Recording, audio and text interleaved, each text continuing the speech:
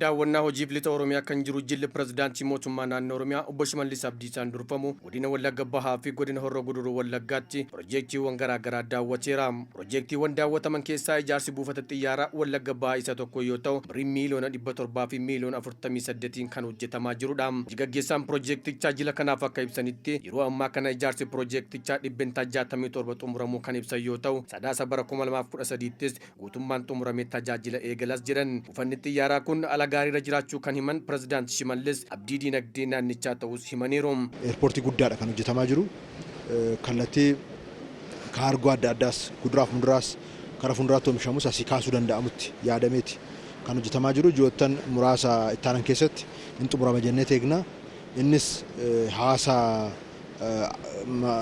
gidduu lixa kanarra jiru addunyaa afaan wal quunnamsiisuudhaafis karaa fuulduraattis eerpoortii guddachuu danda'udha.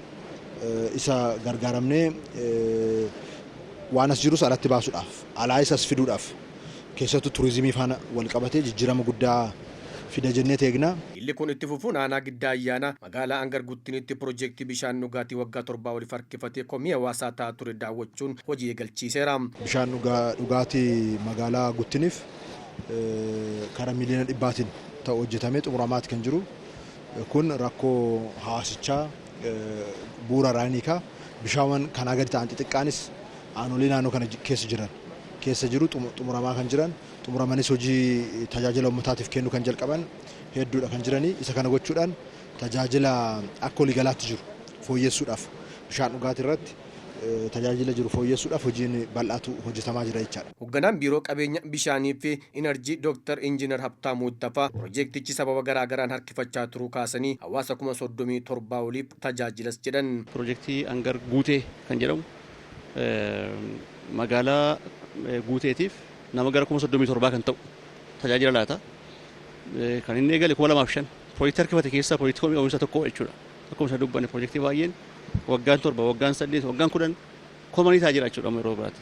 Sababni isaa sirrii dubbanneeti kun sirreeffamuu qaba.